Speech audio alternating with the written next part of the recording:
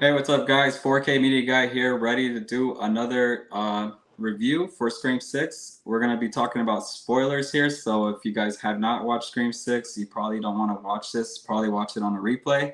I do have some guests coming in here, so I'm going to be inviting them right now. So if you guys love Scream 6 and you guys want to comment down anything about Scream, you guys can always comment down, and I'll try to get to comments at the end. But we're going to be focusing on some topics for Scream 6. So let's see, we got some guests right here that I want to introduce. The first one is going to be Miss Jess. How are you doing, Jess? I'm good. How are you? I'm I'm excited to doing talk good. about spoilers. I got me and my little plushie here, so I'm excited. Right. How can we talk about Scream 6 without spoilers? Like, I feel like that's hard. It's gonna be hard, so that's why you got to do like a little disclaimer. Spoilers. Alrighty. Let's see, we also have Tony coming in, Tony P. Hey, how are you? How is it going, man? Pretty good. That's exciting to talk about this. It's hard to talk about this with anybody because I don't know who's seen what, and Scream's always pretty divisive movies, though. I always like to hear what people think of them. We also have another guest coming in, and this guy is awesome as well. We got Blues from the Basement here. What's up, man? How's it going? Hey, how's it going? Thanks for having me on. No problem. It's a good guest lineup right here, guys. All these people I know love Scream, so this is gonna be perfect. I want to get us Scream fans all together, and yeah, let's talk about Scream 6. Where did you guys see it? Did you guys watch it on the premiere, or where did you guys watch it? I watched it the Saturday after it came out, like so last week, just like What about- 3 days ago. Yeah, that's when I watched it Saturday. I saw it the opening night in the Dolby Theater that Thursday. Nice. So did one thing? Were you guys able to avoid spoilers for this movie? We'll start with Jess. Yes, I did not see any spoilers, so I was good. I was scared because I had like 24 hours after it came out, and I'm like, oh my god, but no spoilers, so I was happy. What about you, Blues from the Basement? 1/3 of the Ghostface reveal was ruined for me on Instagram as I was scrolling through, and it looked legit. I'm like, is that part of the movie? And it was the day where all the controversy came out. I'm like, that can't be real. And I was switched over to YouTube, and then there it was on YouTube. I'm like, oh no. So I kind of saw something, and I'm like, I hope that's just like an alternate scene and nothing that was in the movie. And then of course there it was. And then when they showed it in the movie, the curly head kid unmasking himself, I'm like, shit, that was what I saw on Instagram. That was legit. That's a big spoiler. What about you, Tony? I wasn't spoiled, but my buddy Mizzy, one of the people I went with, he saw it on Instagram. No, Twitter. And then I guess someone spoiled it in the middle of one of Bob's Blu-rays lives. They just Wow. come in and started typing stuff in the comments. There's always those people. How rude. I know. I think that's the new trolling thing to do is go to the YouTubers channels and just spoil the movie now. Mm-hmm. What I did is actually I only watched the teaser trailer. I believe it was when they're on the subway, and then trailers. I did not watch anything. I didn't want to watch anything of it. As much as I was hyped for the movie, I rather go into it fresh, Mm-hmm. Because when you're sitting there in the theater, you're like, oh, I saw that in the trailer, I saw this. I was like, I don't want to see that. I just want to watch everything for the first time. So that's what I did. And I try to stay away from the internet. I was off Instagram on the day of it came out. But even those people that get early screenings, those people kind of ruin it for other people too. So you got to watch out. Yeah, because they want to get their review out to get, whatever they're getting for, Yeah, like going they to see feel the like movie early. Yeah. they're the cool people that get to watch it a week early. Even you can't you can do about it. So you're like, whoa, right. We do have a couple people. I'm gonna just shout out some people in here. We got Adrian, James in here. Let's see, Match. How do you say that? Magic Hands. Probably. Yeah. What's up? How's it going? We got Elsa, Heroic Waffles. We got Emmett, and then here's Mizzy as well. What's up, Mizzy? Hey, How's it Mizzy. going? And yeah, so you guys, we'll probably get into it right now. So what I'll do is I'll probably just ask the question. We'll start off with Miss Jess, and then we'll go to Blue, and then we'll go to Tony. So that way we're not like kind of cutting each other off. Okay. All right. So let's see. I did a couple questions here, and let's see. I'll put the first one. The first topic is going to be, let's start with the opening scene and what did you guys think about it? So Okay. the thing with Screams, I was gonna say, what the thing with Screams is like the most thing we look forward to is that opening scene. Like we always like, what's gonna be different from this one, from the other ones? What did you think, Jess, on the opening scene for Scream 6? I was actually, I'm okay. I'm gonna go against the rain here. I'm not a Samara Weaving fan, so Mhm. I was excited that she died. She was the first kill. I just don't get the hype around her.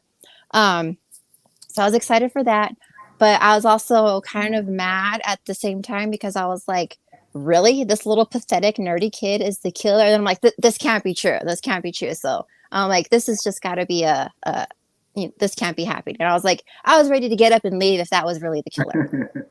That's how Right. annoyed I was, but I stayed.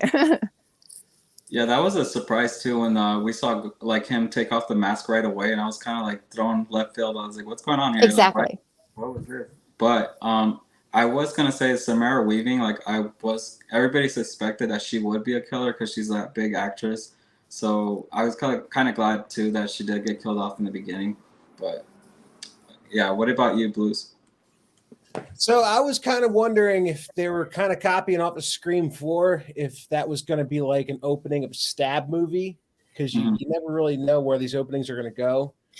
As soon as he takes them, like after that initial slash, you're kind of like waiting. Are they going to put the title card up and then it just kind of stays on the killer's mask for another 10 seconds before he pulls it off? I'm like, what is this?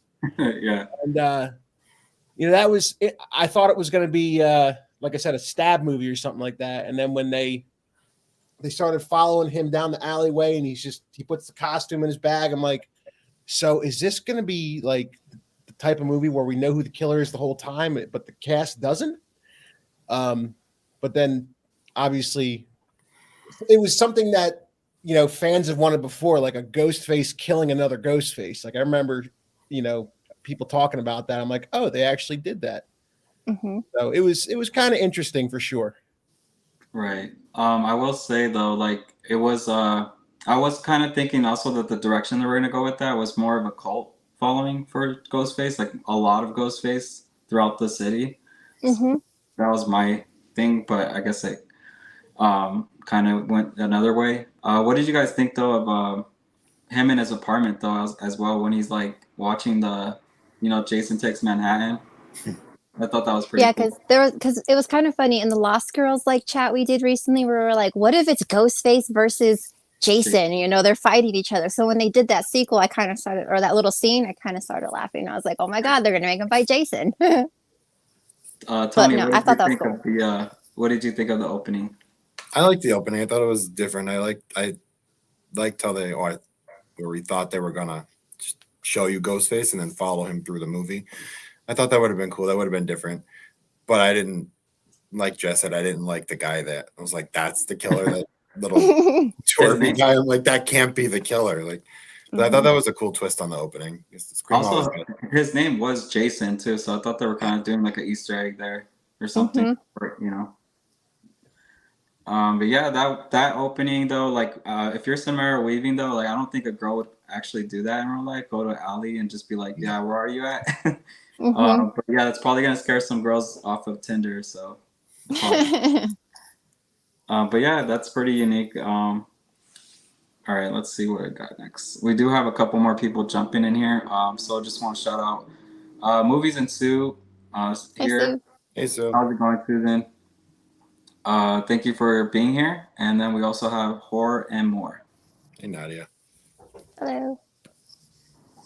All right, let's see. Keep falling nowhere. Stay. All right. I did ask this right here. It was when Jason takes off the ghost face mask, did you think we would follow the killer throughout the movie? Are you glad they didn't go that route? We'll start with Jess. I actually am glad they did not go that route. But when we get to like who the actual killers were, I'll give you my thoughts on that. But I'm glad they didn't because they could have, but I'm glad they didn't because I just don't think it would have made for. I don't think I would have liked it as much as I ended up enjoying the movie had they done that. Because I Right. don't like to be. I don't want the killer to be revealed right away. That's why I was like, really, this scrawny little kid. I kind of want. I kind of want to be able to swoon over the guy like I do. The original Ghostface Billy. Right. So you know, I was like I said, I wanted to get up and walk out, but I didn't. That's But good. I'm kind of glad they didn't. What about you, Blues? Yeah, I had, like I said, I had that initial thought as soon as he unmasked himself and started walking down the street, and then he's talking to Tara before she goes to the party. I'm like, this is going to be a different movie. But then when he gets the phone call from the real Ghostface, I'm like, okay, I see what they're doing here now. Mm-hmm. I knew right away it was almost like a fake opening kill to the real opening kill, even though they were both. Mm-hmm. Right. I guess they didn't go the right of Halloween Ends, right? Where they like a fake Michael out there, and the real Michael would have handled it, but Ghostface handled his business. So, what about you, Tony? Yeah, I thought that would have been kind of a cool way to go. It would have been different, but at the same time, I didn't care if they did or didn't. I mean, so. Well, what I would say though, like if he was taking off his mask that early, I was like, there has to be a lot more Ghostface in this one. Oh, yeah. Like, it's not just gonna be this guy. So, but he was, I guess he was. I don't know what was the point of him doing that. Was he trying to be Ghostface and like get into that group with the other people, or is it like, how did he even get to that point? Let's see. Let's see.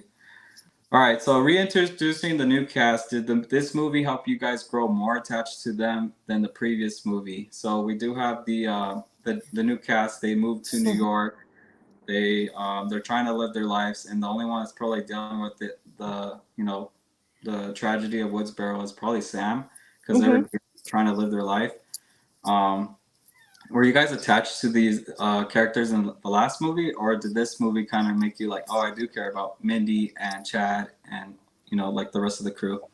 We'll start with Jess. So right off the bat, I did not like 5. I just thought it was eh. I was like, there's nothing about it that made me want to watch it again, because I only seen it that one time in the theaters, so I never watched it again. Wow. So I would watch 6 again, when it gets its physical release. So I think I like the characters better in 6 than I did 5. I found them a little bit more relatable, and like, okay, this is like this generation's Scream cast. You know what I mean? Just like how the original is our Scream like cast. Like, okay, I get it. I see it. I see why people want to be attached to them. And like, I don't know, it just made me understand the cast better and like why people like them, because I didn't care for them in the last one. They could have all died and we could have gotten a whole new one, this movie, and I would have been happy. You know what I mean? Right. But they were a little bit more relatable in this movie than they were in 5. What about you, Blues? Sorry if you hear the dog; he's barking right now. But he's going to keep doing it throughout the chat, so I apologize ahead of time. Quiet down. So in the 5th movie, he's going to keep doing it. What I guess you could do, as when we're not talking, I guess, your turn, I guess, just mute it, and then when you do talk, hopefully get barking. So in the 5th movie, oh God, this dog. he's gonna keep messing me up. He wants to come out and play. That's what he wants to do, because I'm down here. But the 5th movie, I didn't care for the new cast at all. I really didn't like any of them. I only cared about the OG 3. The only of the new cast I ended up liking in the climax was Amber. Like, I didn't like Amber as a regular character, but I liked Amber as the killer. Mm-hmm. I thought she was pretty crazy and like a requel version of Stu, which was cool, because Stu's my favorite Ghostface. So I thought she kind of played off of that pretty well. Really didn't care for Sam in the movie. I'm like, I just didn't buy her acting. Like the part where she's attacked in the break room and she's like run down the hall, help me, he's trying to kill me. I'm like, what? I'm like, I didn't believe it.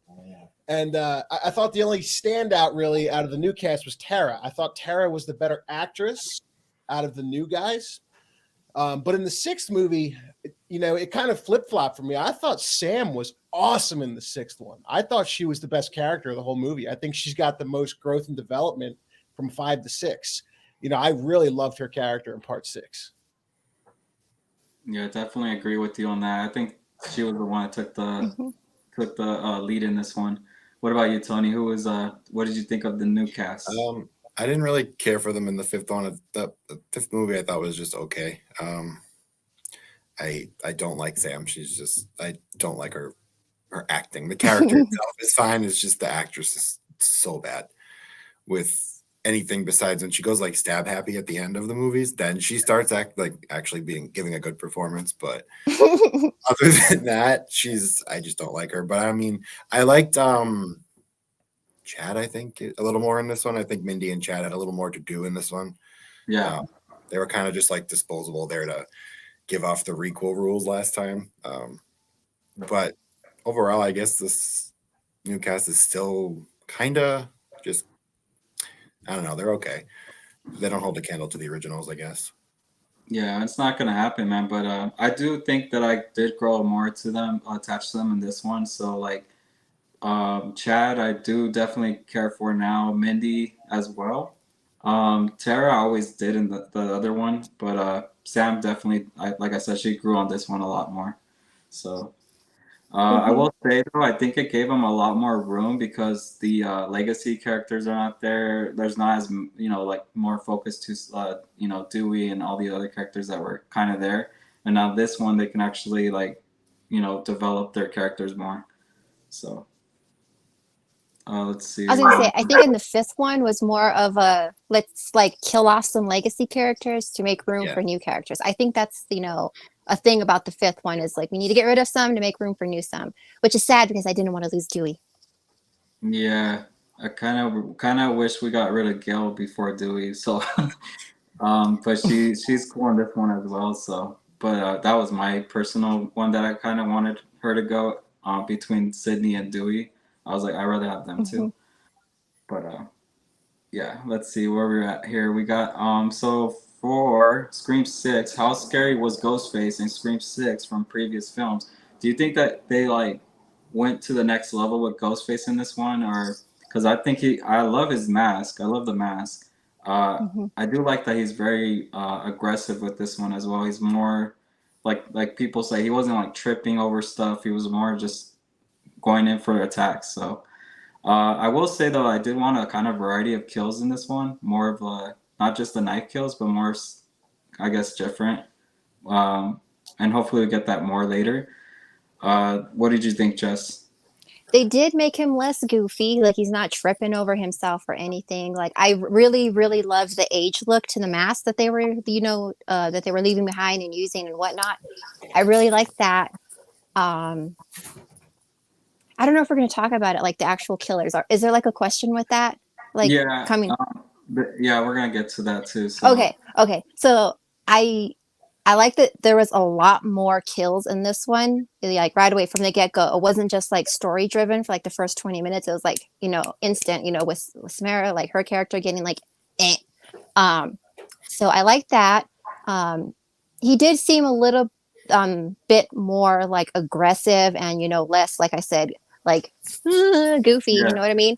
But so I did like that a lot. So it just made me like, who could it be? Like, because this person is just like really like, forceful. Like, I'm gonna get you. Go stabby, stab, whatever. And then he had the shotgun and the bodega, and he killed like the shop owner. So that was cool because he's never picked up a gun before. It's always been a stab or like a crush, like Tatum in the garage. So yeah. I really like the more aggressive Ghostface in this one and the age look they gave him. Yeah, I love the mask. I hope they release it. Trick or Treat Studios or somebody. What about you, Blues? Like she said, Ghostface is more aggressive in this one. The only one I really found Ghostface to be scary in was Scream 2, the part where Gail is stuck in that soundproof room and she's going through that wall maze and Ghostface is like peeking around the corner looking for her. That's like the only time I really found Ghostface scary, for me anyway. It was just such a tense scene, seeing like, is he going to find her or are they going to run into each other through that maze? Right. That's really the only time I found it really scary. But I was a 10-year-old kid when I saw that scene. So of course it's going to be scary, but that's just the brilliance of Wes Craven right there. He really knew how to direct the scene and like put tension in it. Right. And so this Scream 6 right here, this Ghostface, do you think, so besides number 2 in that part, this is the most we've seen him aggressive, pretty much? Yeah. What about you, Tony? Yeah, I liked how he was more aggressive and kind of went straight for it with this one. He wasn't, like you said, he wasn't goofy. I did kind of like how Gail put him on hold. I thought that was funny. No, yeah. So hold. But That was yeah, good. You said what? yeah, he was just more aggressive, more violent, more which once we learned who the killers were, kind of made me wonder like who did what, like who was in the killer for Which each. Ghostface was doing what, right? Yeah, They yeah. they Yeah. say in the movie who did what. Like, I was, I'm the one that took out Gail or blah blah blah. Yeah. Yeah, they do say in the movie. Okay, I didn't catch that one. All right. Then that brings up to the next topic while we're on the aggressive part. Let's see. What was your favorite kill in Scream 6? So, like you said, there was a lot of kills in this one. Shit. Do you guys have a favorite kill that happens in this one? I'll start off and say that the ladder scene where the girl falls off the ladder, and that's pretty much, I guess it's a tense moment because Ghostface is trying to break the door, but it's not like he breaks it so fast. Like it takes a long time for him to get in the room. And I kind of figured that girl was gonna die because she was one of the side characters. You could kind of tell she was gonna be one of those that just gets killed. So Hmm. I did like that they showed her when she falls to the ground. They actually show it. So Hmm. what about you, Jess? I was gonna say that's super reminiscent to the garage scene in the original Scream where she's all or Tatum. That's what it Yeah. reminded me of when I saw her fall and die. I'm like, oh my god, that's what I thought of. But I thought that like with you, that scene was intense. The again, the opening scene with Samara. I'm like, I'm glad she was axed. But other than that, like those were like the only two like standout like kills. But I do like that there was more. Yeah. Oh, and at the end where they get them with the TV. That was a good one. Yeah. That was a good reference to the original. Yeah. What about you, Blues? So, I mean, the ladder scene's definitely a standout. There's a lot of tension in that scene, and the fact that she was stabbed in the stomach and like almost gutted before she even fell off the ladder. That was crazy. Yeah. But I really think Sam donning the Ghostface costume and stabbing the detective multiple times. Oh, that's perfect. I thought that was just the icing on the cake for the movie. And then she pulls the mask off, kind of reminiscent of Sydney in the first one when she stabs Billy with the umbrella. Mhm. I like how they kind of redid that. But then, like, she just, as soon as she unmasks herself, then she's like, "You effed with my family," and then bam, shoves the knife right through his face. I'm like, oh my Oh yeah, god, that was crazy. yeah. So I think Sam's kill at the end was just pretty badass. Tony, you got a favorite kill? Like everyone said, I like the ladder scene, but I also kind of like how like quick and simple the psychiatrist scene was. Like, bam, right through the door, right through his face. Yeah, I thought that one was gonna take a little while for him to die. He just like broke in his house and just got Yeah. right to it. And I also thought it's not really a kill, but you think it is Chad, because he was just all attacked. Oh yeah. I thought that was pretty cool. That was a twist on that. Let's talk about that. We do gotta talk about plot armor with this because there's like a lot of plot armor in this movie as well. And like you guys said, they do talk about rules, and they always talk about like nobody's safe in this film. The legacy characters that we're even talking about, Tara, Sam, nobody's safe. And I felt like they should have acted on that as well, so we could kind of witness it. But I get they're trying to protect these characters for another movie. But especially Mindy, we get the subway scene, and she gets stabbed in the freaking train, and she still survives. I didn't like that.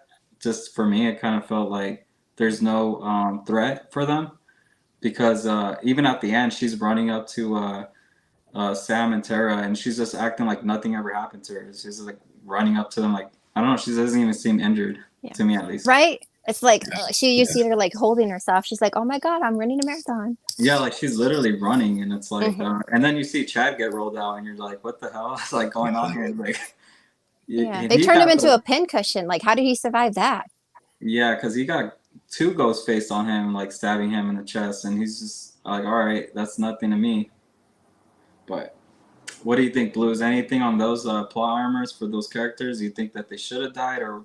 Man, I just, after watching the fifth one and seeing Tara get brutalized in the beginning, and then Chad gets brutalized at the party outside, and Sam takes a knife right to the gut, Gail gets shot in the gut, Sydney gets stabbed in the gut, and then Chad and Mindy in the sixth one, Chad being a pincushion and her getting stabbed in the face. It's like nobody dies anymore in these movies. How do they survive that?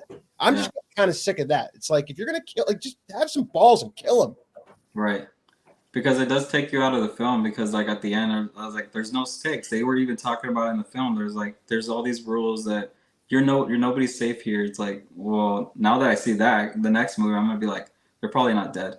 And it's just like Randy gets stabbed 4 times in the second movie in the van. He's stabbed 4 times and he's brutalized. Mhm. Chad stabbed 12 by 2 Ghostface. Yeah. And still lives. And gets a kiss at the end and it's nothing's not They got to keep that love story triangle going now that they, brought that up in the movie with, him and Tara. Let's talk about Gel too, because Gel has a fight scene with Ghostface, and this is the first time like she's on the phone too with him. So what did you guys think of that? Did you guys like that scene?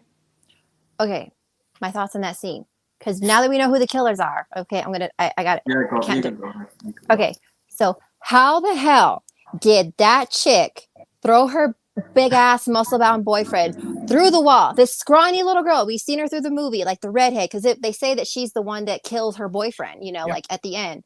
How the hell did she do that? That makes no freaking sense to me. She probably doesn't weigh any more than I do, and I can barely lift my Ghostface doll. You know what I mean? Like it just like some things just don't make sense. Like how did she do that? I wish they wouldn't have. I don't know. That did not make sense. How is this little girl going to be able to lift up this like 6'2", probably like 250-pound black guy, well him through a wall and, still have time to chase after Gail throughout the house and then stab her. You know what I mean? Right. What do you think, Blue? Yeah, I was wondering if there were 2 involved in that scene or not, if there was another killer there. Because in the trailer, you see Gail talking to someone on the phone simultaneously as somebody gets grabbed in the background by Ghostface. So I don't know if they were just trying to play a trick on you in the trailer to throw you off. But I have to rewatch that scene. Was he talking on the phone as he was grabbed? Yeah, because she told him to call the cops, and I guess he's in the background, and he gets taken out fast. I mean, Ghostface could be wearing AirPods and talking on the phone. Yeah. I don't know. It's just, I think they just, they do that on purpose, like once somebody's in the Ghostface costume, like they're just superhuman. As it's Scream 3, the killer's always superhuman. And they just roll with it. Right. You just kind of have to accept it because in costume, like Ghostface is its own character. That's really how you have to look at it. Is what it is. What about you, Tony? Yeah, I like that scene. I thought it was a pretty intense chase scene. I like how she flipped the phone on him and put him on hold. But like everyone, like Jess said, there's no way that little girl threw that guy through the glass. I had the same problem with 5. There's no way Tara killed Dewey. That's just not happening. Like that's not. This little girl killed this 6'2" muscly guy. That's not happening. But I guess that's just always happening. Fantasy, I guess. Yeah. What about Gal? Do you guys think she's good? Like she has plot armor too, because they say that she has a weak pulse at the end. Like she still has a pulse, but and then at the end they say that she's recovering in the hospital, so we know she's fine. Her and they said, remember that all 3 of them at the end were like, we better get to the hospital before Mindy and Gail, survive, because they're in the hospital. They let us know they survived, so it's like, oh, they didn't die. They give that away before the end reveal where we see Mindy running up like she just ran a marathon. Yeah, I don't know. I kind of wish they would have killed off Gail at this point, because what can we do with her character from now? It's like I don't think there's no use for her at this point. What did you guys think of the scene too, where Gail, where Sam tries to punch Gail and then Tara ends up punching her? I saw that coming. I mean, it was a great little nod because Sydney does it twice, like in the first and then the second. So it was a nice little nod, but All right, let's see what else I got.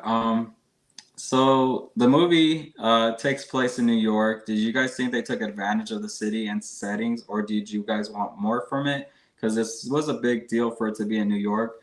I know they didn't film it in New York. I think they got a couple shots of it, but they didn't film it in New York. So we didn't really see Times Square. We didn't see like all this other stuff from New York. Did you guys want that, or did you guys think you guys got enough of it? What about you, Jess? Um, I think we got enough of it because it's not like, Ghostface, is on travel. Let's go look at New York. He was a sightseeing, you know what I mean? He was there for a purpose, to take out Sam and Tara. So I think it was fine. Yeah. A cool scene I think would have been Times Square though, like a crowded Times Square, like hmm something that's something I wanted to see. What about you, Blues? Well, I mean, it kind of, even though it wasn't filmed in New York City, I mean, they kind of played it off very well, just like Jason Takes Manhattan did when they filmed most of it in Canada. Mhm. So, but they did find streets that look like New York City, like with all the brownstone houses and everything. But if you think about the different scenes, I mean, you got, everything that New York has. You got the subway scene, you got the high-rise apartment chase scene, you got the ladder going across the houses. Hey, how did that guy have that ladder in his house, by the way? Like, where does he keep that? He's like, I think I got this big firefighter I didn't ladder. think It about must that. be Yeah, a it's just firefighter there. or something. He just has the ladder in his room. Hey, take this. But yeah, I mean, it kind of gives you scenes that you would expect from New York City. So I mean, whether it's filmed there or not, I mean, it kind of gives you what you're looking for a movie that takes place in New York. Right. Do you guys think the next movie is going to take place still in New York, or is it going to change again? I think it might change.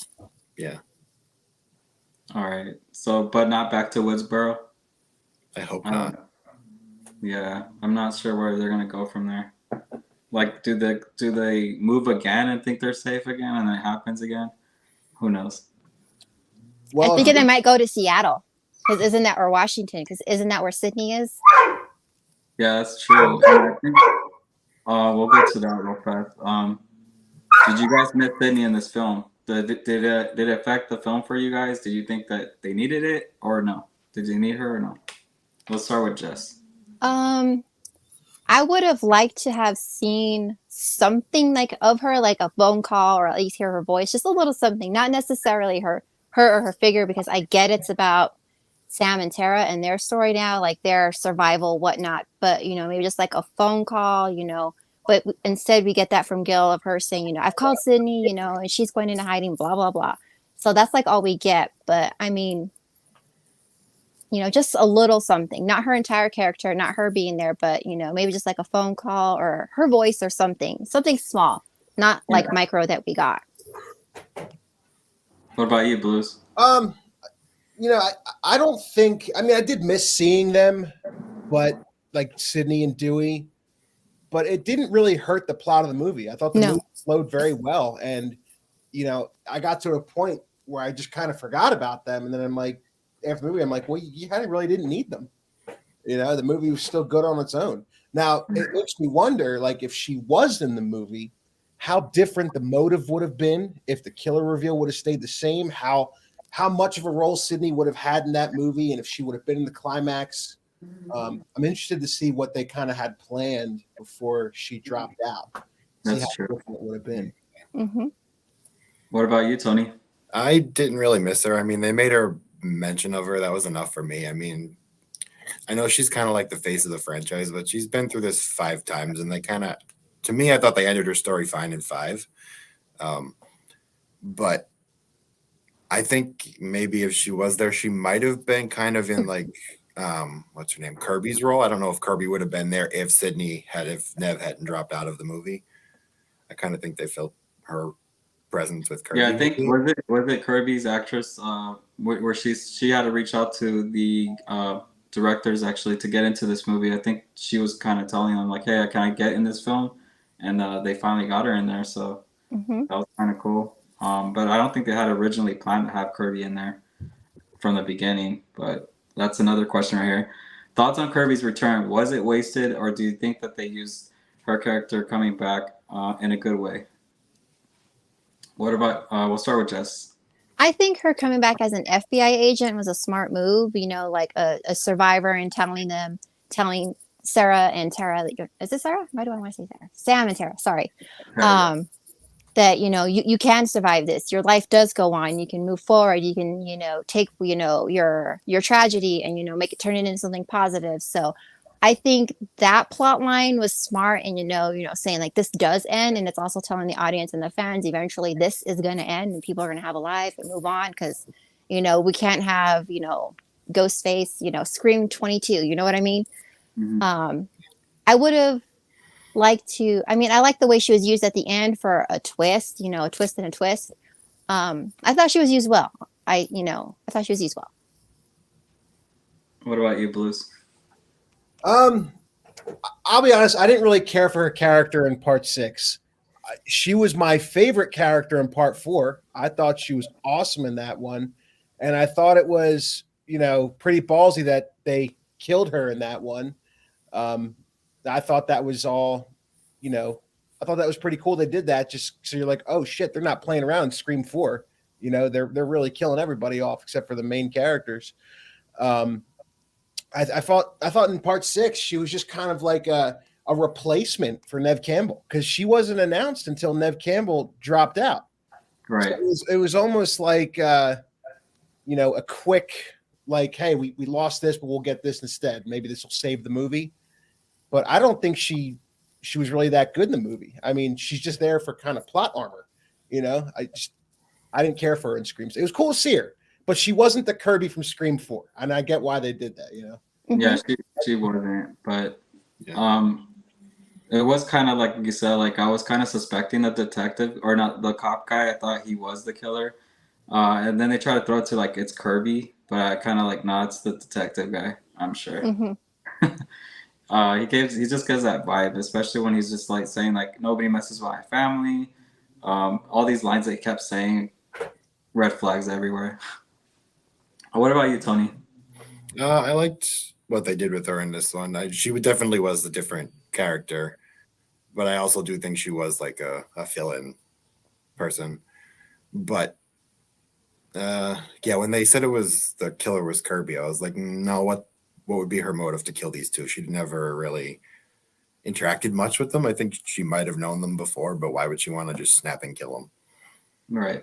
But yeah, she's definitely a different Kirby. I didn't mind her. I kind of hope they use her again in 7 for something.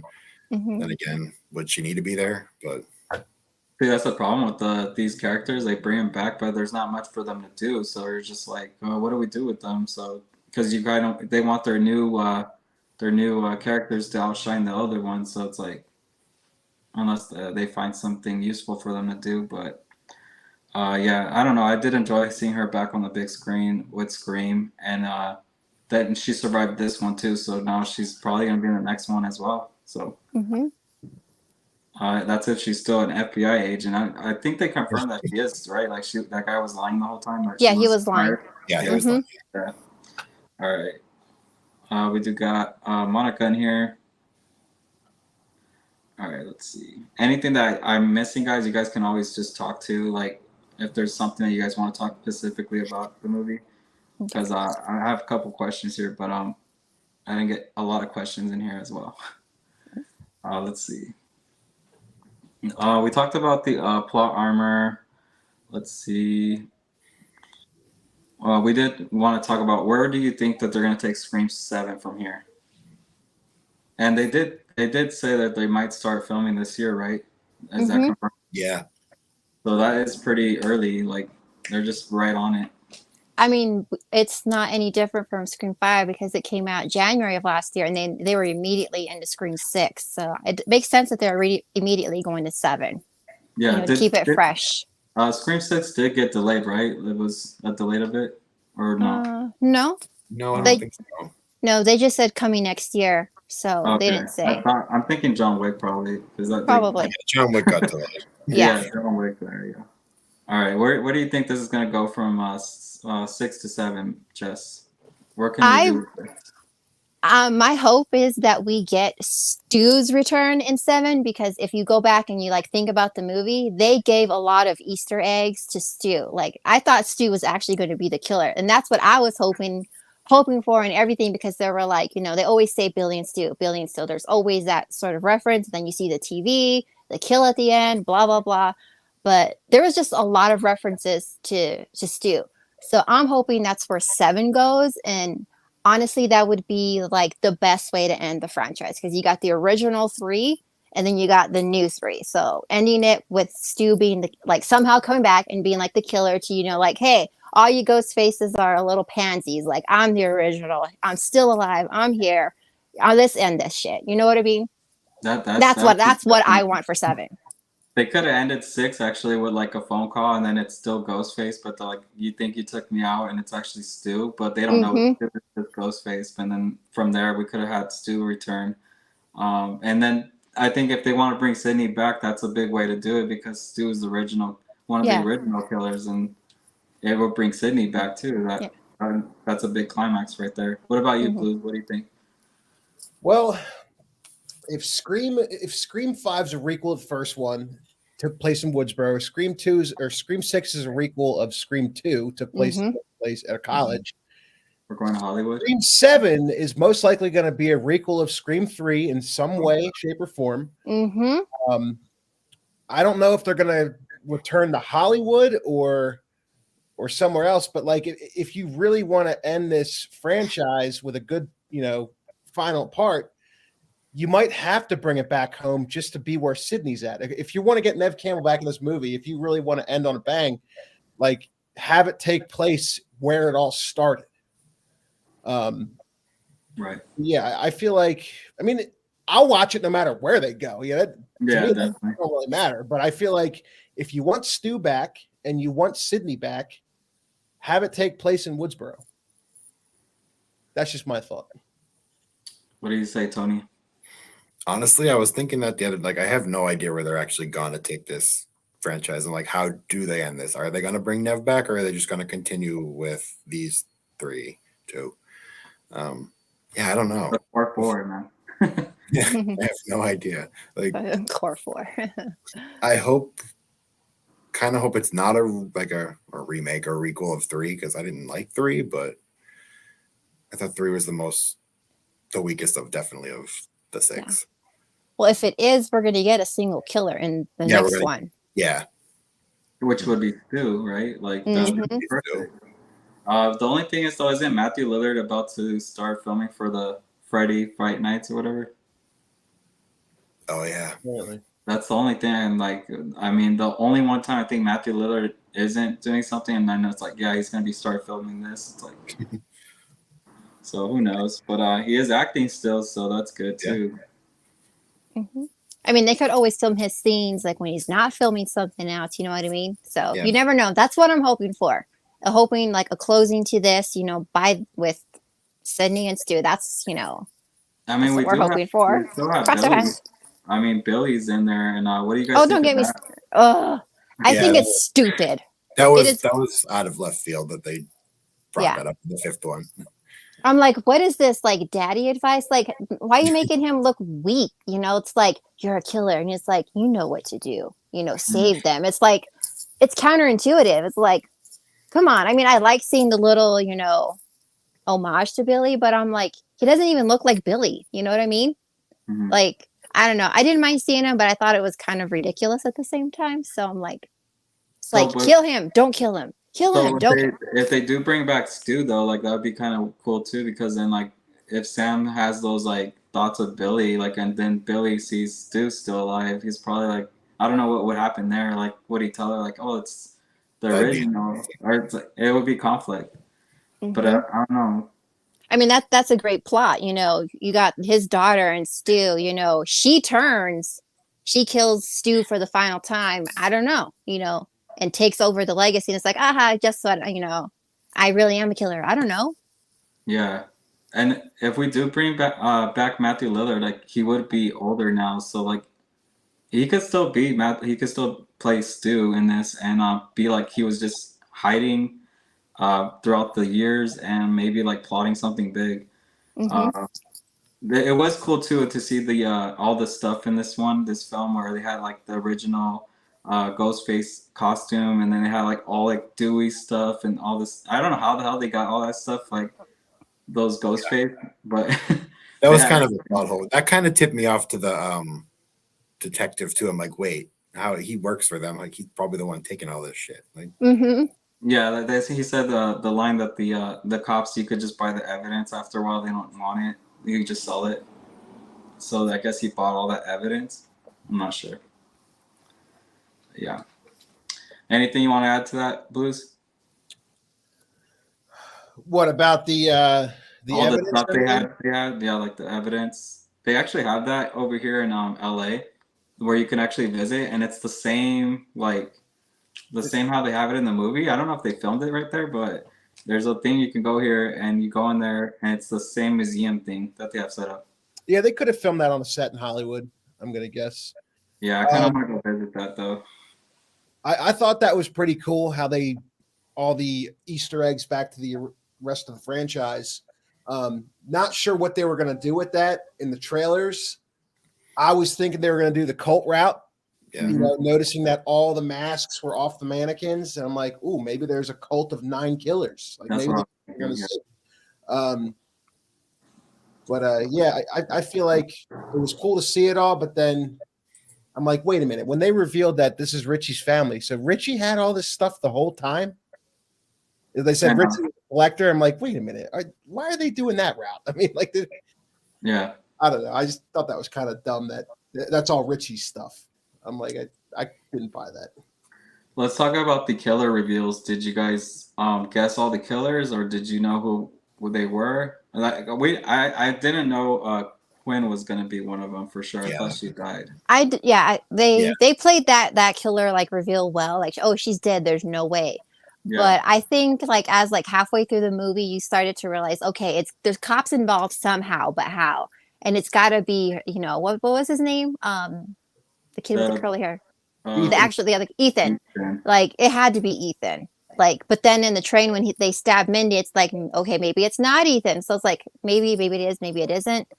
But they kept throwing it at him too throughout the film. Like Mindy kept calling him out, like you're the killer, you're the killer. It's like we don't even get that much screen time with Ethan to be like, all right, maybe it is him. But he was like just there. yeah. What do you think on that, Blues? Did you like the reveal or? So, like I said, the reveal was spoiled for me on Instagram and YouTube. Oh yeah, sorry. And it was just of Ethan. It was just of him pulling that mask off and him smiling. And I'm like, is this real? Now, when I was speculating from watching the trailer, you know, you see Ethan, he has that jacket, but if you look at the inside lining of the jacket, you see plaid. And they always hint that the killers wear plaid and Scream. Like you see, like Billy wore plaid, Jill wore it, Charlie wore it, Richie wore plaid, and then you see Ethan's jacket inside of it. It's plaid, and I'm like, all right, did they throw that in there on purpose? Are they really gonna, you know, make it this obvious that it's this kid? So I thought if it was just one Ghostface killer, it's probably that kid because he's the only one of that's with the core 4 that's really not shown in the trailer. Right. So, and then when it was spoiled for me on Instagram, I'm like, all right, I called it from the beginning. It was that kid, but I just want to know, all right, if it's that obvious, what's the motive has to be good. All right. I didn't expect 3 killers. I thought they were just going to do a duo like they usually always do. Right. You know, 3 was something new that we haven't seen before, a trio and a family of ghost faces to be, you know, it's kind of cool how, like I said, it's a requel of Scream 2. Like they basically took the Mrs. Loomis character and divided it by 3. And just kind of went with that formula. So, you know, I thought that if you think back on all the scenes of who's doing what, the bodega scene, the store, knowing that that's the cop. Ethan. You think that's the cop? I thought it would be the cop just because, you know, it's a very tactical situation where he takes a shotgun and he's wielding it with one arm. I'm like, that's got to be the police officer. Yeah, that was Ethan. He would have flew back. I thought it was Ethan because the cop never actually says he kills anybody. He's just, you know, there, you know, orchestrating the whole thing. Yeah, it very well could be Ethan. I'm just going to guess it's the cop just because of. It would be great if it was the cop. I would agree, but they don't really say who was in the bodega. So I'm going to go with you on that one and say it's the cop. Yeah, same thing with the ladder scene. I'm like, that might be the cop too. Or Ethan. It's definitely not Quinn. No, it's got to be the cop because she was talking they were talking to Ethan in that scene on the phone. Okay. That's got to be the cop. And then like faked Quinn's death, right? Like he had time to kind of change up the evidence there and make it Mhm. seem like it was her. Mm-hmm. What he used the body of Jason, didn't he? The guy in the beginning. He said he used a random body, swap Uh-huh. it out with another body. I mean, being a cop, I'm sure you have access to a morgue somewhere. Yeah. But yeah, it'll be interesting to see Zach Cherry's YouTube video when it comes out. His Who Killed Who video. He does a good job with those, and I tend to agree with him on all his videos of Who Killed Who. So I'm interested to see like what he thinks. I don't know who Ethan killed. I don't know, like, who did Ethan It's on the subway, right? It wasn't. No, He didn't kill her, but Mindy and Ethan are on the train at the same time, and Yeah. Mindy's looking at her like they're both making eye contact. Quinn's the one on the train Yeah, Right. Quinn says she's the one that stabs Mindy. because Ethan's right there next to her. So it makes you wonder, like, did Ethan kill anybody? Mhm. he's innocent. I'm just kidding. Now not even at the end, huh? He doesn't do anything. Maybe really. he's the one that killed the guys in the apartment at the beginning, the fake killers, Maybe. I thought that was the cop, to be honest. I thought the cop knows where, like, if he's a detective, he knows where the Who killer's killed from. the therapist. Mhm. But That it, might Maybe, it could could- be. That's his only kill right there. yeah. So who did Quinn kill? Quinn Quinn's- stabbed Gail and Mindy. I don't think she Gail killed and him. Okay. And so did that surprise you though, Blues, that Quinn was still alive when she revealed herself?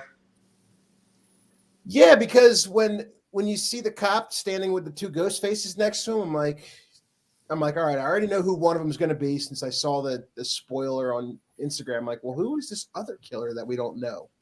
And I thought maybe this could be the Stu moment. Like, ooh, is this Stu? Is this what they're hinting at the whole movie? Is this what they were hiding? But yeah, I guess it did kind of surprise me that Quinn was just, she Oh, thinks there that- you go. What Daniel just said, Bailey killed Jason. He said he had to get rid of the wannabe ghost face geeks. So Yeah. now we know who killed him. I forgot about that. I think he did the majority of the killing. Yeah. He's Like, yeah, I think they did the easy stuff. Like Quinn obviously stabbed Mindy because you got Ethan and Mindy on the train and they're there, but then you got Quinn on the train as well, and then she stabs her. I think that's all they did. That and the end scene is like the cop probably did do all the killing, and then the kids are just taking credit. yeah. You know what I mean? They're the ones probably on the phone, talking to whoever, and then it's the cop doing all the the killing, the stabbing, throwing the boyfriend through the thing. Because like I said, how did Quinn pick up her Gail's boyfriend and fling him across the room? You know what I mean? Yeah. So he's probably doing it all, and then they're just like the little puppets, like doing the calls, doing the little stabby stab, and that's it. Yeah, it was kind of like what they did in 5. Like, when you think about it, Amber's really the main ghost face since Richie's pretty much with Sam the whole movie. Yeah. Yeah. So like I guess they're just kind of backups, they're just kind of along for the ride. They're just accomplices. Mhm. I definitely guessed that Amber was the killer in that one because she, in the beginning, she's texting Tara, and it's like, oh, now I have Amber's phone. I'm like, how the hell do you have Amber's phone all of a sudden? It's like, it was pretty easy. And then I saw her in Once Upon a Time in Hollywood, like her acting. I was like, yeah, she goes crazy, so I'm sure she's Ghostface. I actually spoiled that for myself, not like looking up the ending. I analyzed that trailer so much when it first came out. I was obsessed. I'm like, I had to keep rewatching it because I was so excited for another Scream movie. And when I'm watching that scene of somebody on fire in the trailer, and I pause it and I look at it, and I'm like trying to match the clothing, and I'm like, oh, that's that girl that was just running out of the house going, help me, stab me. I'm like, No.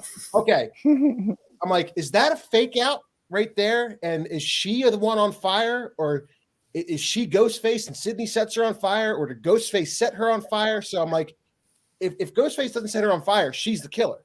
And then there's another shot in the trailer where you see Sam go to stab somebody and then it cuts. But if you pause in the trailer, you can see before like it cuts away, you see somebody with curly hair like on the ground. And I'm like, all right, either that's Richie and he's the killer, or Sam thinks he's the killer. Like it's a fake out.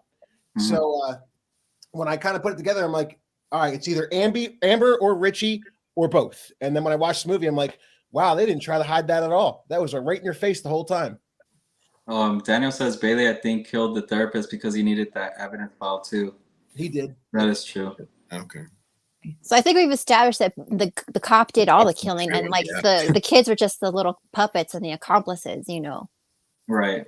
Did you think in that final fight scene that any of the main characters would die, or all these Ghostface? It was like what, 3 Ghostface versus Tara and Sam, and still they lost. So Hmm.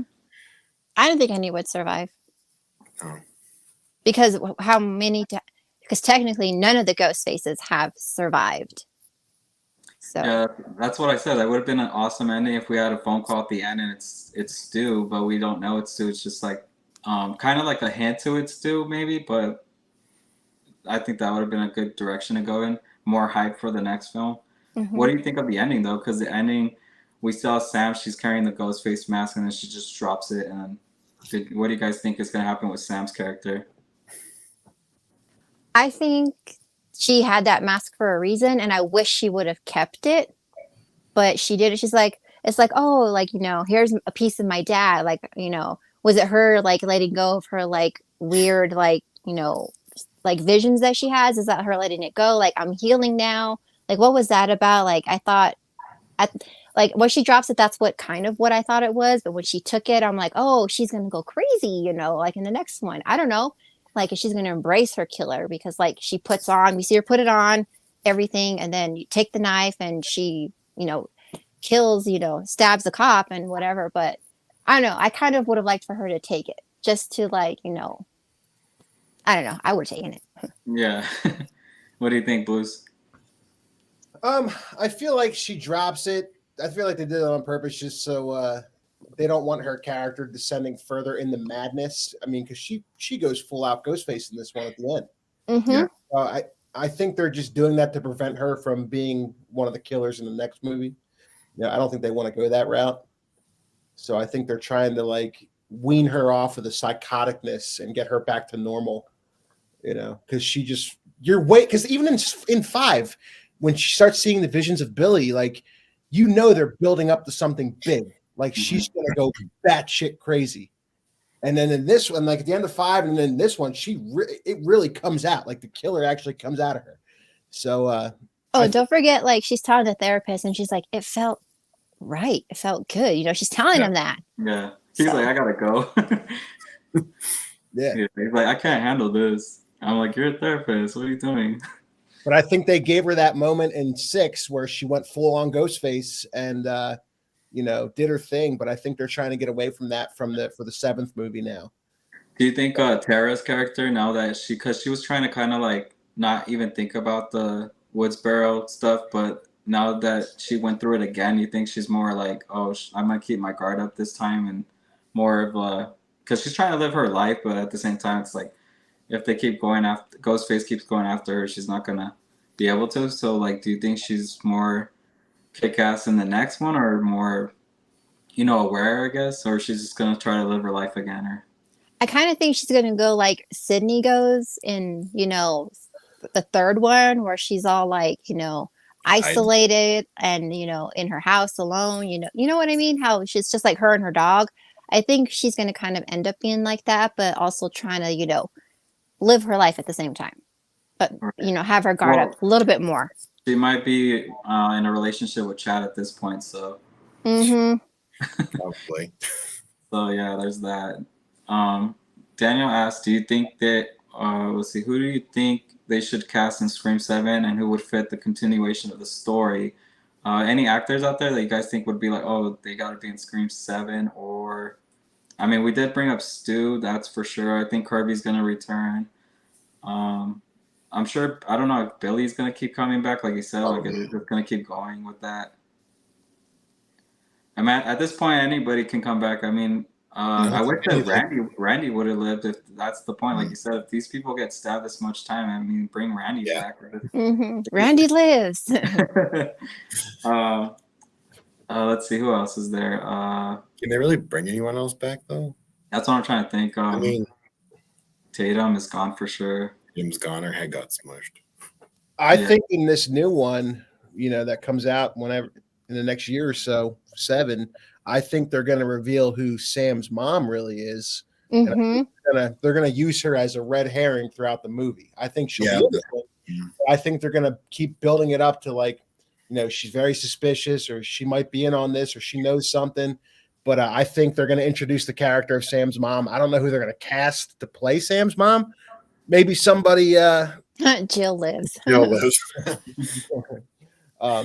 Jill. Yeah, I would like to see them cast somebody pretty good for Sam's mom. But I was don't. was that believable to you guys that Billy had a daughter and like when he was with Sydney and all this stuff? Or I mean, It's plausible, but is it plausible. believable? I don't know. yeah. I mean, was the long lost brother angle plausible in 3? I mean, that just literally come out of nowhere. That came out of nowhere. Yeah. Well, hopefully it has nothing to do anymore with Richie. Like let's just move on from that stuff already. His family came back and they couldn't do nothing. So, but it has to focus maybe around Sam again, and I don't know what they're gonna do with that. Hopefully, like I said, it could be Stu. And when she does go in her head, like Billy's telling her stuff about Stu as well. So that's kind of interesting as well. We'll see where it goes. Like you said, they will start filming it this year, so we should probably have that movie in a year, about a year. Mhm. So yeah, that's pretty much an hour of pretty much the spoiler talks. If there's any other topics of the Scream 6 that you guys want to talk about, they did announce that the Blu-ray is going to come out in July, right? I think so, yeah. Yeah, I'll be picking that up. Do you guys like the artwork for that steelbook, or what are you guys going with? I liked it. I thought it was decent because, like I said, I like the look of the aged ghost face mask. I don't know. That was like one of my favorite things about 6 is, you know, how they aged the mask to look. They're not like how this one looks, you know, brand new, like after Yeah. all these years. So Yeah, I like that. I like that steelbook. mine's still new right here. No, I did like how they did that to Michael Myers and Michael Halloween Kills. Like that mask was really good. But yeah, they kind of went the same thing with Ghostface. I do want to see like a more brutal Ghostface. I know I always say that, but like I want to see it step up from this one more. More aggressive, more, Yeah, you know, like hardcore that kills. Terrifier level. I'm just kidding now. Jeez. Imagine. Blues, you got anything? In regards to the physical media, I think I'm gonna double dip on it. I'll pick up the 4K slip, and then I'll pick up the 4K steelbook because I don't have a lot of double dips, but like Scream. we'll do it for the Scream franchise because it's my Mhm. favorite franchise. So, and it's weird how they do it because Screams 1, 2, 3, 5, and 6 are owned by Paramount, and the oddball is Scream 4. That's the only one that's not owned by Paramount. That's owned by Anchor Bay, or now it's Lionsgate. Lionsgate. But so they had to license, you know, the character of Kirby from Scream 4 to be in Scream 6. Same thing they did with Judy Hicks. They had to get Deputy Hicks or Sheriff Hicks they had to license her from Scream 4 into Scream 5. If Paramount can get that license and, you know, and just re-release the steelbook under or, you know, a slip and a steelbook under their own banner, that'd be great. Or if Lionsgate does it themselves, you know, just if they see how popular it'll be a good seller for them, because over the last decade, I mean, Scream 4 has really grown in popularity, and I've always loved 4, but the motive of that movie is so relevant to today with social media and TikTok and YouTube and everything. Yeah. I think Scream 4 has gotten so popular, and it would be a great seller for them. The only thing that would tick me off with that, and it's just like an OCD collector thing, is that Lionsgate's 4K slipcovers look like the Disney slipcovers. They're like curved. You know what I'm talking about? Like they have that curve to them. Yeah. Whereas the Paramount slips are square. Right. So you take that on the shelf, you got 1, 2, 3, and then 4 is going to be the oddball. And then you got 5 and 6. It's not going to match up, kind of like the MCU does that. Right. With their slips. I do know that Disc Father, somebody asked him, was Scream 3 and 4 going to get a 4K this year? And he said, yeah, that's the rumor. So he said 3 and 4. So. 3 will definitely get one from Paramount. Yeah, but 4 is the questionable one. I just hope that Lionsgate would be cool enough to license it to Paramount. Like just as a one-off thing, just let them do it so they can do it. So it's not we'll never get a complete box set if Lionsgate just keeps saying no. Right. I think eventually too. I think Scream Factory is gonna get to do their own versions with those as well I would after love Paramount. brand new artwork and everything. What about you, Tony? You're gonna double dip? Probably. I'm definitely getting the Steelbook. I thought it was cool looking. I mean, it'd be kind of cool if different retailers had different exclusive like slipcovers or something for this movie, because there's just been like so much really good art for it that I think Walmart might actually get exclusive slipcover because we did get one with Halloween Ends, and I didn't think they were gonna get that. It the was kind of- Walmart's I around mean, here. Yeah, suck. there's still time for for them. It's July is not it's Yeah. 5 months away or something, yeah. but there's still time. Here's a visual of what I'm talking about on the shelf. So there's two different slips right here. Yeah, So like there's like what this is what the Lionsgate one would look like with the right. It curves. has that little cut in the. Yeah, it's nice and curved. Well, here it is. It's like curved and rounded on the corners, Mhm. whereas Paramount just uses square. So like on the it's just a collector OCD thing. I know. Two different slips. You'll see 3 and 4 right next to each other, and it's going to look like that. It's going to Yeah. bug me so much. I mean, so what I've been doing as well with Screen Factory, I have to get the slip covers from Red Hustle Cinema because it bugs me when they have no slips on those. You got Freaky today on 4K, Tony. That Yeah, one I got it. Yeah, I bought that Saturday. I'm like, I have the slipcover on the way. I'm like, this can't just. Oh, okay, cool. I don't know why they didn't actually put one on there. I mean, I don't know. Freaky, the one with what's his name? Vince, Vince Vince Vaughn. Vaughn. That doesn't have a slipcover? not on 4K. No. No, Oh, I was gonna say because my Blu-ray has a slipcover. yeah, the Blu-ray did, but then Screen Factory released it, and they're like, no slip. No slip. So, all right, let's ask 2 last questions. Are you guys gonna rewatch this in theaters? Are you guys gonna go watch it again, or? I'm just gonna wait for it to come out. Watching in theaters was good for me like once. Okay. What about you, Blues? I might see it one more time just to, see if I missed anything the first time. I saw 4 in the theaters 3 times. I saw 5 in the theaters 3 times. It has to be 5 times, man. Like every number, watch it 6 times. Yeah, Nah. so I might go see it another time. And I will say this on a side note, like for being in the longest in the franchise, 2 hours and 3 minutes, I think it goes. It's very fast paced. It feels. It like is. It is. It just goes. It just keeps rolling, and you didn't realize it's over 2 hours. But I didn't realize I was saying that because, like I said, like earlier, like as soon as you get like there's that first kill, like it's like boom, boom, boom. It's action paced. It's not like drawn out storyline right away. Like after that opening kill scene, it's like Right. kill, kill, kill, Like, kill, e- kill. It's even like when- boom. Even when they're trying to calm down the movie, like they're at the table talking, and it's like Ghostface is inside the building now. It's like they gotta Mhm. start fighting again. So Mhm. yeah, it was awesome. What was the other question I was gonna ask? Trying to think. Let's see. I said if you guys are gonna rewatch it, you're gonna rewatch it, Tony. Yeah, I'm probably gonna go see it again this weekend. Did you get any merch, Blues, from the theater? yeah, so I actually got this. It came when we got to the theater. They were handing these out. Nice. Um, Lucky. I think every theater had Oh, that. before. boxes of them. There was two big boxes of them, and Yeah. they were just stacked this high, and they were just handing them out.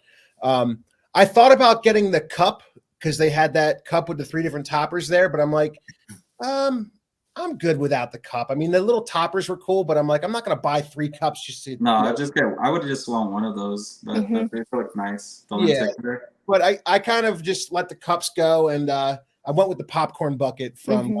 Cinemark. I thought that was the best looking of the merch.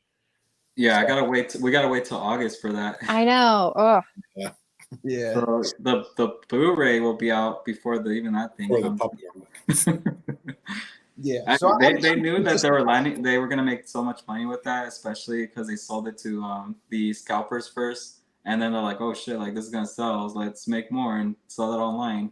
yeah. I I wish mean, AMC would do that with the cups though. out of all the merch, I thought the popcorn bucket looked the best. mhm. I didn't care what those little sippy cups, like the ghost face shapes. Oh, I didn't get those either. Yeah, I didn't like those.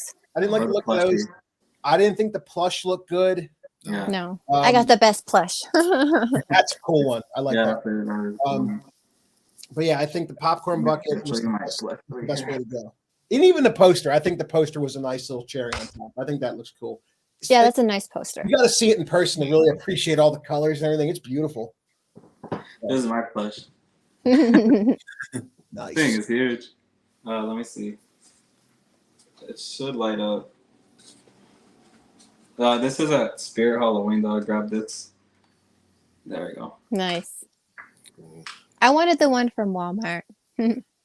What is that one? It looked just like that, and it lit up.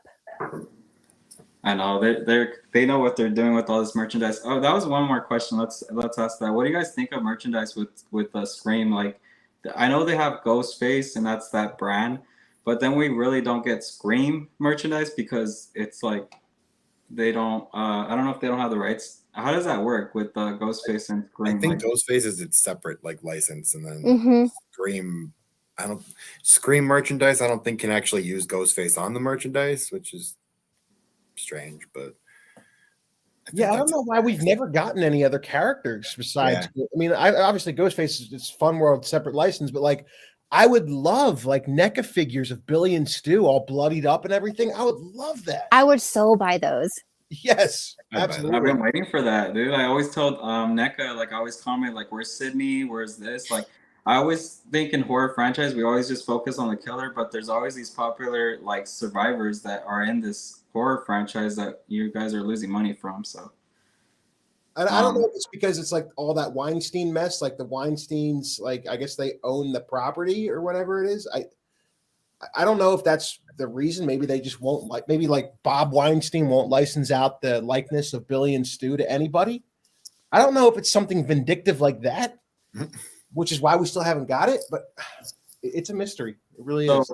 I don't know. I'm sure you guys followed the Instagram Cavity Colors, I believe they're called. Mm-hmm.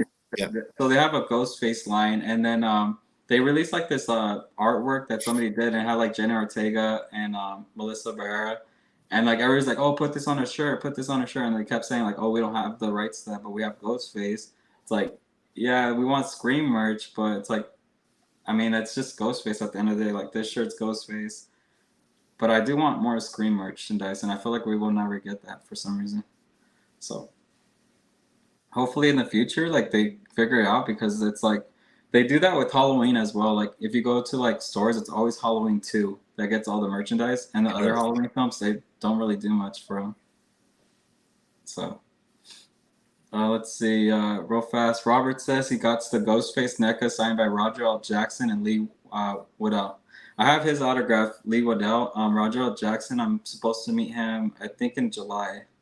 He's going to be coming down to LA for a little bit, so he does a really good, like job on Ghostface's voice. Like still to today, like it's still the same. So he needs that recognition for Ghostface, because he makes Ghostface who Ghostface is pretty much. Let's see. Fun World owns the rights to Ghostface. Oh, that's what it is. I gotta research into that. Yeah, Roger L. Jackson. One more question, guys, and then we're gonna end this. Did you guys see the post-credit scenes? Because I did not stay. I did. I heard there is a scene. There is a scene, and it's Mindy saying, "Not every movie needs an ending post-credit scene," and then it ends. Oh, wow. It's kind of a waste of staying through the whole credits. Yeah. I was like, what the hell? Is this a diss to Marvel, or what is this? It might be, because I Yeah. mean, like my friend Andrew, he texted like the group. He's like, "Oh, we got to stay through the credits. There's an end credit scene," and then ended. I was like, "What the was that?" We spent an extra like 15 minutes in the theater for that. That's all it was. It was just Mindy. Okay. Yeah, I don't know if you guys ever got a chance, but if you ever get this photo op, so I waited 25 years for this. Gosh, I would love that. That's The original cool. Ghostface is right there, like that. I almost got to meet Skeet last Hold on, I got mine right here. August, but he had to cancel on the convention, so he canceled like the week of. The only one I'm missing is Tatum, and like Rose McGowan is starting to do conventions. So if I had Rose McGowan in there, that would have been completed. But I just got Rose McGowan over the weekend. No way. Can I see that? Okay. Yeah, I'll show you the picture of her. So how big was her line? Because like now that she's Dude, doing I conventions- waited. So the big draw to Monster Mania over the weekend was Charlie Hunnam from Sons of Anarchy, Mhm. and the Undertaker was there too. Wow. But when I was there on Saturday, Rose McGowan's line blew everyone's out. Like she had the biggest line out of everyone, and I was there early to get in the line, and I still had a 2.5 hour wait. Wow. Yeah. You know, and I mean, it was cool. I mean, she didn't really talk to anybody. They had to keep the line moving, and it was $100 to get a photo and an autograph from her. Jeez. And if you wanted, and they did this Saturday, Friday they didn't do this, but on Saturday, since it was so packed, and if you wanted her to put a quote from the movie on your poster, it was an extra $20. What? Because if she was going to write out quotes like "Please don't kill me, Mr. Ghostface, I want to be in the sequel," that was an extra 20. So 100. I would have paid the extra 20. Yeah, you might as well do that Friday though. Like that's what I was like. That's not fair for the people that got it on Friday Because they for knew the Saturday was going to be packed. They're going to Saturday. They just do that. Like, all right, if you want to hold the line up. What about her her autograph and her character name? Was that fine? So I'll show you the autograph she did for me, and I was kind of disappointed at the 8x10s on her table because I was hoping you'd see like the one of her in the garage. That's not the one we got though. Like she only had this one. It was her and Stu and Sydney. So she signed it to Craig, Rose McGowan, Tatum. And there was another one of her on the bed with the stuffed bunny. I would have gotten that one. Yeah, those were the only two that they had. Everything else was like Charmed, Death Proof, Jawbreaker. She only had 2 8x10s from Scream. I was really surprised. I would have blown a lot of money at that table. Would have gotten like Scream. I would have gotten Jawbreaker and Charmed. Like I would have gotten like those 3. There's like a lot of money there. So the convention I'm going to in September, she's gonna be there, and then another girl from Charm is there, and I think they're waiting on the 3rd girl to go. So if the 3 girls from Charm go, that's like you can get all of them signed. Like, wow. There's my picture with her. I don't know if I can get the. What's her name in Charm? Is it Piper? Is she Piper? No, it's Paige. Oh, her Paige. name Yeah. I need to rewatch Charm. Oh wow, that's cool. That's cool. I'm trying to get the lighting better, but she had real short hair. Yeah. She's been having that short hair for a while now, honestly. So I think she's just not gonna grow at this point. Yeah. And that's the one I'm going to, man. If you're gonna go, like, let me know, man. I'm gonna probably meet him there. That's the good thing about conventions. You can meet people that you know. I really hope we get Mikey Madison at a convention. Like, even though I didn't care for the character. I got her right here with Jake Quad. Yeah. I know. I thought about buying the autograph, but I'm like, I really want to get a picture with her too. Like, I hope she does it. It was like a year after Scream 4 came out. Hayden Panettiere did the Philly Comic-Con, and she was doing photo ops and autographs. So I'm like, well, if they got somebody as big as Hayden Panettiere, hopefully they can get Mikey Madison. She's not that big. So when I went to get the autographs for Matthew Lillard and Skeet Ulrich, that took 1 day of being at the convention. So that was a long line. Nev Campbell was the first one I went after, and I waited maybe like an hour for her. And then Randy, probably like another half of the day. It's just crazy. When you go, Scream is like one of the most popular horror franchise out there right now. Mm-hmm. So when you go to conventions, it's like, it could be anybody and it's going to be packed. So Rose McGowan, that's why I'm saying she's starting now to do the convention. So it's going to be really hard because nobody has her autograph. Mm-hmm. And now everybody wants to get their Scream completed finally. So, and hopefully David Arquette, like I said, hopefully he comes out too one day. Mine's Mikey Madison. Like, I thoroughly enjoyed Amber after she was revealed as Ghostface. So I hope to meet her someday. I thought she was pretty cool. I think it's funny how she dies exactly the same way she dies in Once Upon a Time in Hollywood. It's the same thing. She gets burnt and then she gets shot. So yeah. Oh, think about this too. So if they were to cast Sam's mom in Scream 7, Sam and Tara's mom, they're gonna have to cast a Latina actress, because they're Latina. So it's wonder, they get Salma Hayek or Penelope Cruz or Sofia Vergara. That's another great. Imagine Jennifer Lopez. Oh my God! Think about who they could put in there. That'd be interesting to see what actress they'd get. Yeah, but I mean, I'm thinking of actresses that still act that are like Latina, and I'm guessing like Jennifer Lopez or freaking. Yeah, I don't know. But yeah, guys. So. The only one I didn't get to put your YouTube channel, dude, is Blues from the Basement. I'll put your link down below. I'm gonna let you guys talk about your guys' channel, give you guys a shout out. I'm gonna start with Miss Jess, and then we're gonna end it. So let's see. I'm gonna give you the floor right now, Jess. So okay, go ahead and shout out your channel. Okay. my channel, Miss Jess. I do mostly thrifting hauls. Talk about like my movies and such, and what I pick up. And then this Thursday, I'm going to shout out the Lost Girls live stream at 8 p.m. Eastern Standard Time. We're going to be talking about Scream 6 again, but with a Lost Girls twist. So go ahead and check that out, and subscribe to everybody on here. Everybody's pretty cool. And again, just And you have the Scream, the VHS right there, huh? Is that the? Oh, I have like the variant. I still need to collect the other ones. I have Drew. I need Nev and Courtney, and then I have this custom one that a local artist did. So it's got he cut that. Cool. I like that. Yeah. I had him definitely put Billy in there because of course Billy's my favorite. So I had that custom made. The VHS is the one that has the like the unrated version of it, or is that the one that people? Yeah, it's those VHSs right there that she's got. Yeah, this blue one. Yeah. And that's the only way you can get. It's the only way you can see the unrated cuts. Even the Blu-rays, the 4Ks don't have those cuts. Mm-hmm. I wonder why they don't release those though. Probably rights. I don't know. Yeah. Maybe that's something Scream Factory can dig into if they ever get the rights.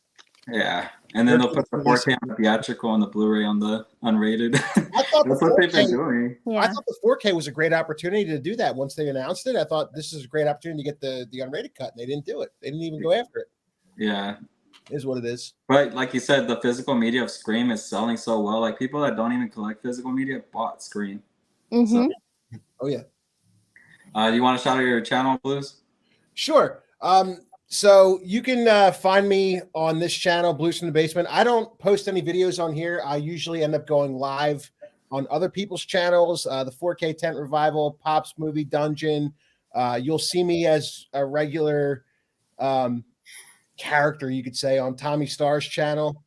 We do a lot of vlogs. We do a lot of spoof videos. But then my main platform is Instagram, where you see me posting a lot of Ghostface, Scream Factory, and just other movie memorabilia. So you can, find me on YouTube sometimes. I don't go live as much, but Instagram is pretty much where you can reach out to me the most. So Blues from the Basement. Awesome. So I'll put your Instagram in the description after. Okay. Tony, what's up? You ready to shout out yourself?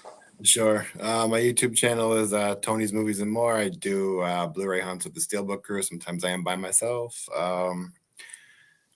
Unboxings, stuff like that. Mainly I'm just doing the hunts right now. And I will do like live chats or watch-alongs. I'm also on Instagram, and that's about it.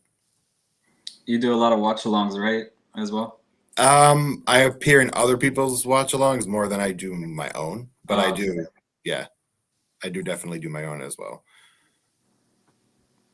All right, guys, that's pretty much it. And I want to thank everybody that came into the live, and then also you guys for being my guests here. And yeah, it was really fun. I hope to have you guys as guests again for some future stuff, whatever that might be. But yeah, we definitely need to talk more horror too. We'll probably do that in the future. So yeah, thanks. Thanks for having me. Thanks for having me. Yeah. All right, guys, don't forget to hit that like button, subscribe, and we'll see you guys next time. Bye. See you guys. See ya.